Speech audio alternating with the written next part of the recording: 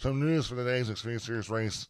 Anyone watching this race in the Atlanta area will have to watch on the Peachtree Sports Network for Atlanta viewers. This came after last week. People that were watching this race in the Atlanta area, it cut to commercial on the final lap, and they missed seeing a great finish. And this has to do a lot. This is not Atlanta's fault. This is not CW's fault. It's more of a NASCAR fault, I think, because whenever NASCAR did in their contract, when they signed this with CW, they didn't make it mandatory that all CW affiliates have to be playing the race. Because I believe what happened was there was a Atlanta spring training game about to happen, and that's what it was getting ready to cut to.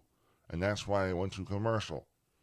So it, to me, is, I guess you could say, oh my gosh, how dare CW do this? But also NASCAR, whatever contract they signed, they didn't make it mandatory for all these CW affiliates, because all these affiliates have different type of games depending on what area you live. Not every CW is playing the same exact thing.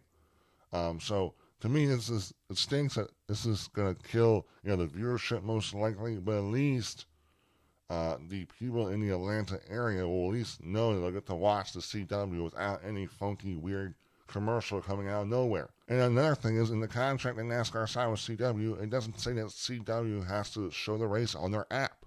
Because the CW has an app, but they're not showing the race on there. I believe the only thing you can watch there NASCAR related is the onboard cameras. So this is another thing with NASCAR that they didn't do a good job when they signed this contract.